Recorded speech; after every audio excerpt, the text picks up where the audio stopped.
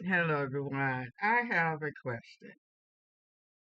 When did the United States become a great big plantation?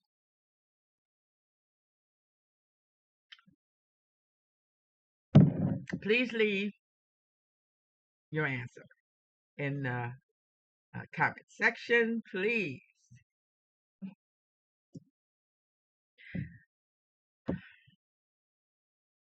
I know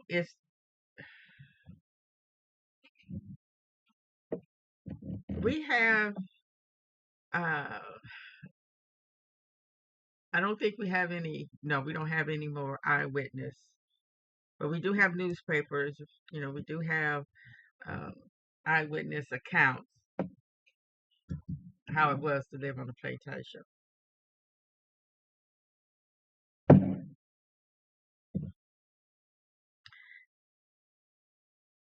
And I think what happened was they put us back on the plantation without us even knowing it, thinking that we free now. We could do whatever. We had the foolishness to think that we could do whatever we want to do now.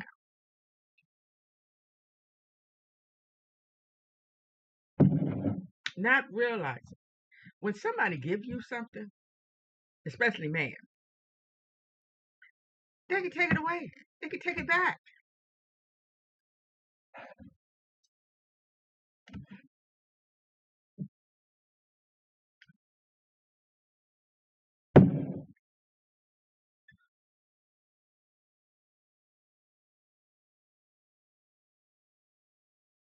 Now, a lot changes came about after the Civil War,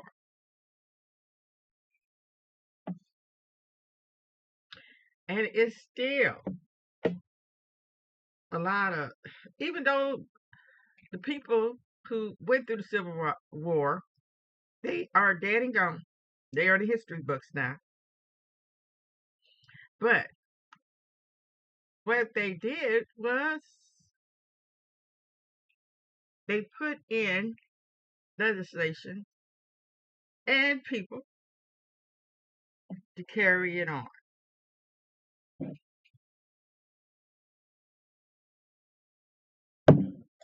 And see, us black people,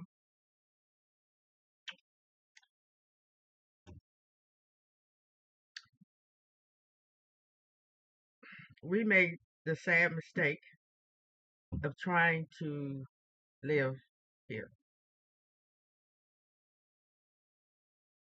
without getting back what was stolen and our compensation.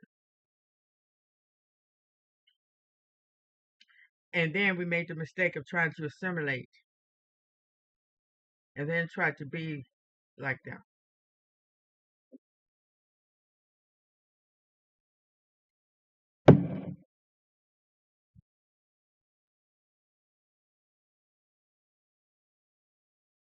Now look at us.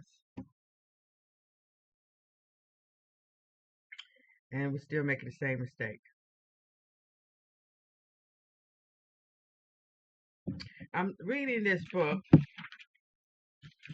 this history book.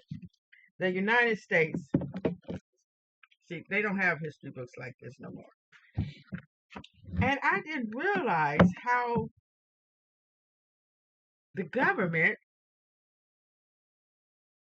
well, of course, yes, the government does. I didn't really know that how involved the government was in the schools until they came up with that No Child Left Behind law. And they've been making laws. I, they don't tell us that. All the stuff that they have not told us has gotten us here. And we had parents that didn't know or didn't care. Yeah, yeah. And then sit down and explain it to us because they act like they didn't have time. Or they had time to do what they wanted to do. But see, they wasn't looking out for our future. And as we can see, this government, especially this government we have now, is not looking out for our children's future.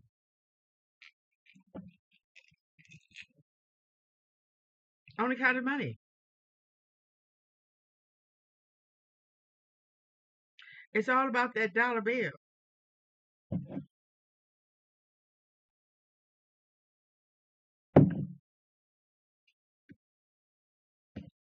Um, let's read this. The impact of immigration.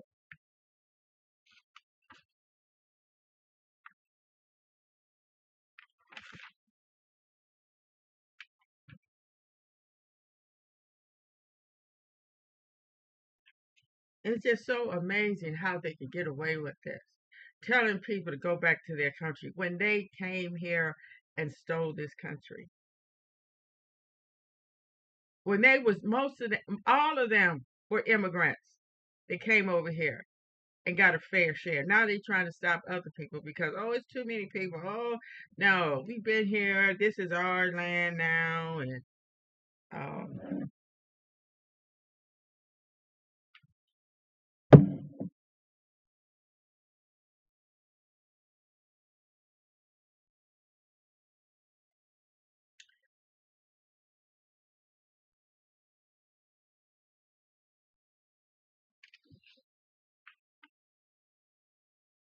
immigrants dream of rapid economic success in the new world. And there was, in fact, plenty of upward social mobility. The first generations almost always did manual labor, but its sons often advanced to upper blue collar or to white collar jobs. That's the way it was when the white immigrants came over here. But the black immigrants, they didn't start like that. They started at the bottom and stayed at the bottom for 200 years.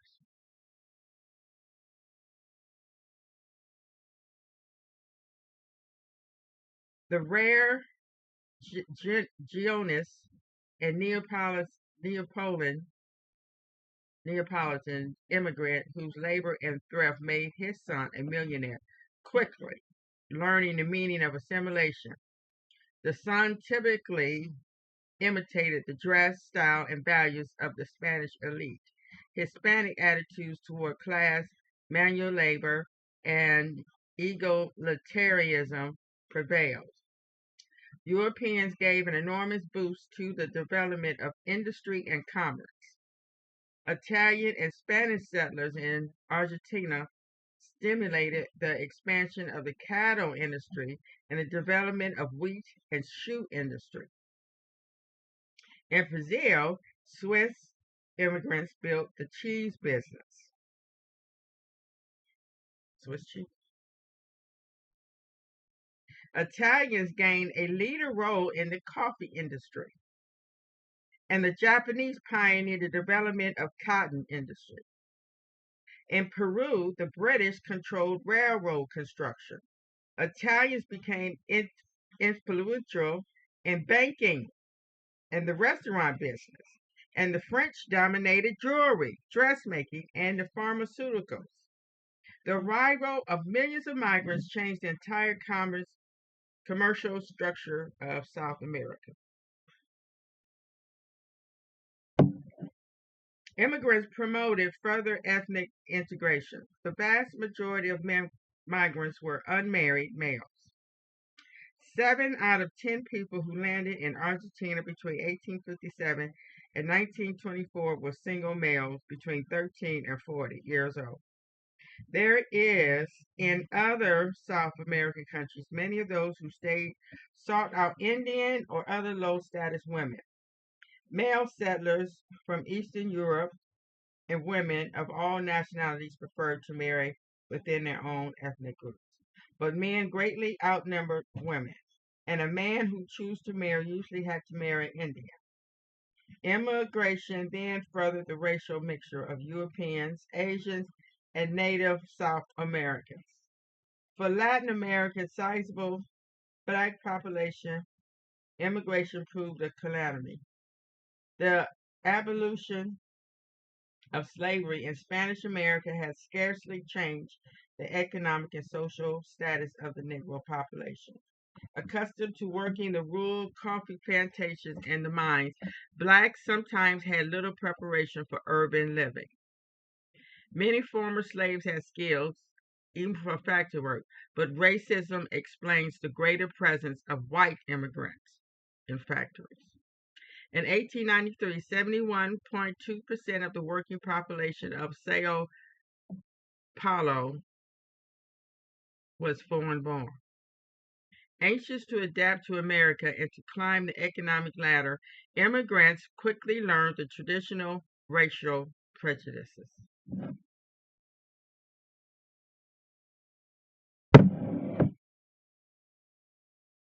They learned racial prejudice. Negro women usually found work as domestics, but employers excluded black males from good jobs. Racial prejudice kept the vast bulk of the South American black population in a wretched socio-economic position until the Second World War. Independence did little to change the basic social, economic, and political structure of Latin America countries. Although Republican constitutions declared all men, but not women, equal under law, the elite continued to control status, wealth, and power almost everywhere as Creoles moved into positions formerly held by peninsulars. Neo-colonialism, neo colon I know that isn't colon neo colonialism modernizing influence on commerce and industry strengthened the position of the elite and allowed it to use capitalistic values and ideals as a shield against demands for fundamental socio-economic reforms. European styles in art, clothing, housing, and literature became highly popular, particularly among members of the elite as they sought acceptance and approval of their economic masters.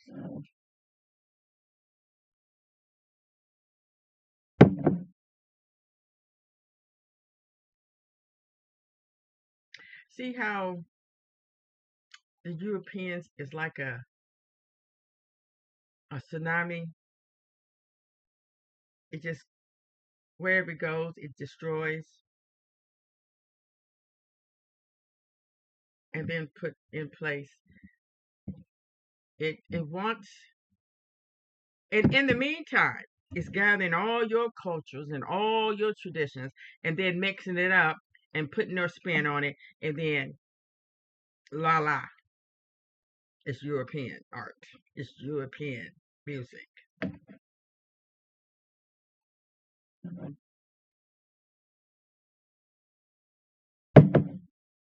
And we really need to study the 1920s because the 1920s put us on this path, really, where we at, because by then a lot of people have already migrated from South America to North America.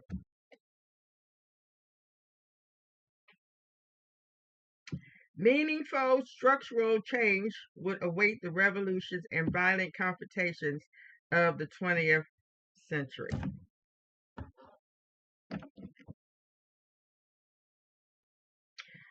The United States, 1789 to 1929.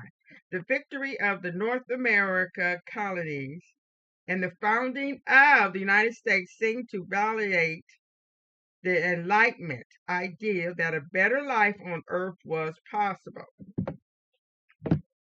Americans carried over into the 19th and 20th century an unbounded optimistic about the future. Although most eastern states retain a property or tax paying qualifications for the vote down to 1860, the suffrage was gradually expanded to include most adult white males. As when it first started, you had to be big shot to be able to vote. You had to own property. You had to have some kind of money. Yeah, some kind of influence to be able to vote. So, and who was they voting for? They were voting for people that are going to keep their interests top. Their interest has to be met first, and then it'll trickle down to us regular people that have to work from sun up to sundown and take care of the kids and take care of the house.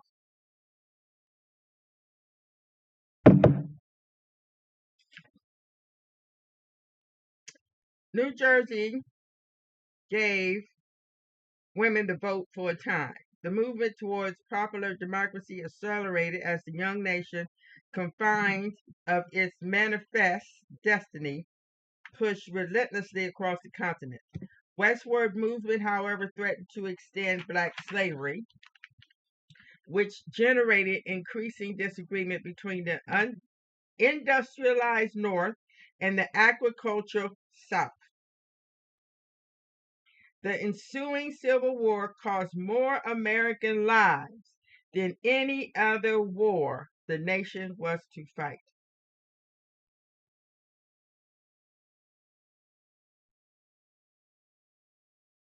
Okay, with that, I'm gonna finish this paragraph. The victory of the North did not resolve the racial issue that had led to the war, but it did preserve the federal system. The federal system. Let's see, we're going to talk about that. What is the federal system that was preserved? The years between 1865 and 1917 witnessed the building of a new industrialized nation. Immigrants settled much of the West, provided the labor to exploit the country's mineral resources, turned small provincial towns into sophisticated centers of ethnic and cultural diversity, and built the railroads that tied the country together. The ideology of manifest destiny lives on after the frontier closed and considerably affected relations between the United States and Latin America. In the First World War, Americans' aid and American troops were the deciding factor in the Allied victory. After the war, normalcy and the facade of prosperity supported a persistent optimism. Wow. So we're going to talk about the manifest destiny and the federal system that was preserved after the Civil War system. Okay. All right.